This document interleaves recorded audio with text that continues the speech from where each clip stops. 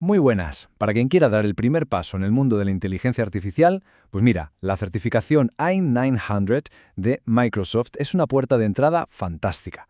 Aquí vamos a ver todo lo necesario para prepararse y sobre todo para superar ese examen con confianza. Vale, esta va a ser nuestra hoja de ruta. Primero, ¿qué es exactamente el AI900?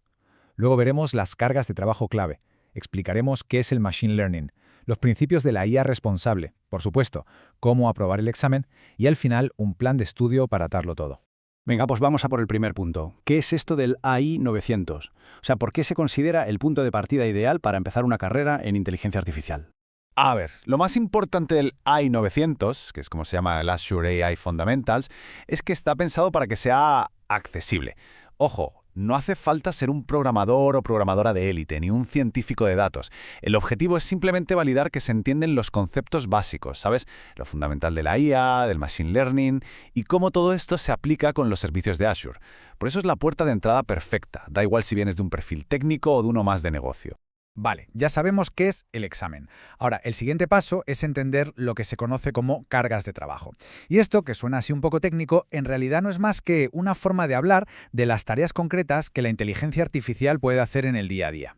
El examen se enfoca principalmente en 5 áreas. Primero, la visión por computador, que es básicamente enseñarle a las máquinas a ver e interpretar el mundo visual. Luego, el procesamiento del lenguaje natural, o PLN, para que entiendan y generen nuestro idioma. Tenemos también la IA conversacional, que es lo que hay detrás de los chatbots. La detección de anomalías, súper importante para cosas como encontrar fraudes. Y por último, la famosa IA generativa, esta que está en todas partes y que se dedica a crear contenido totalmente nuevo. Venga, vamos a poner esto en práctica con algunos ejemplos, que es como mejor se entiende. Empecemos por la visión por computador. A ver, si pensamos en un uso típico, ¿cuál de estos sería? Pues sí, ahí lo tenemos, detectar objetos en una imagen.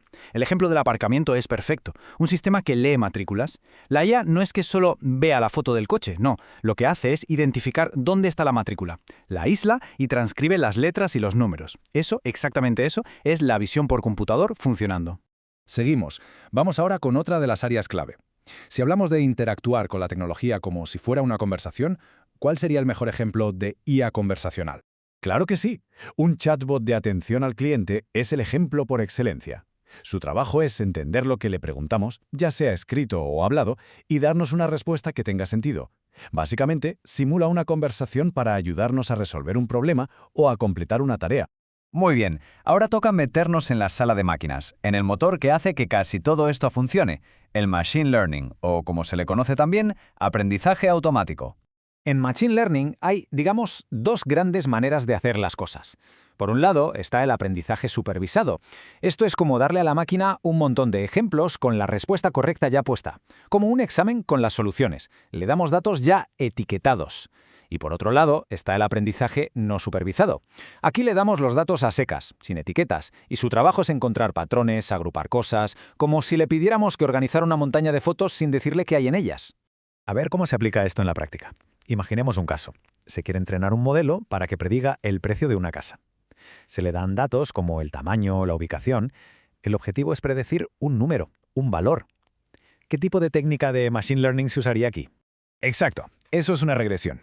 Es una técnica de aprendizaje supervisado y la clave es esta. Se usa siempre que el objetivo sea predecir un número continuo. Por ejemplo, el precio de algo, la temperatura que hará mañana, las ventas que se esperan. Vale, pero ¿y si el objetivo no es un número? ¿Qué pasa si lo que se necesita es ponerle una etiqueta a algo, meterlo en una categoría? Por ejemplo, decidir si una operación bancaria es fraude o no es fraude. Para eso está la clasificación. También es una técnica supervisada, pero aquí el objetivo es asignar una categoría de una lista que ya existe.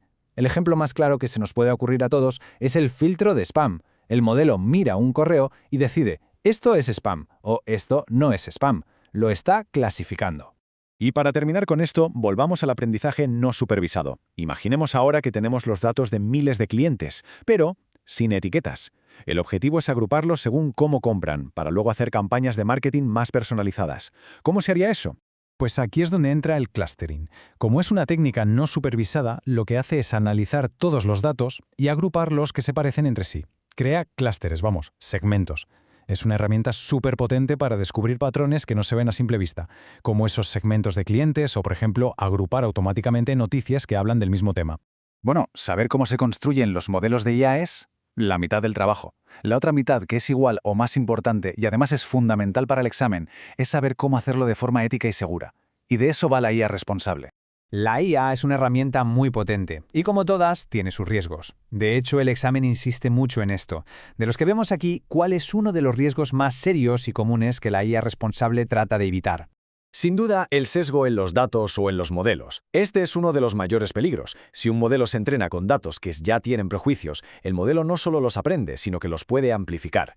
Y esto puede acabar en decisiones que son injustas o discriminatorias. Para luchar contra esto hace falta supervisión humana y, sobre todo, aplicar unos principios muy claros. ¿Y cuáles son esos principios?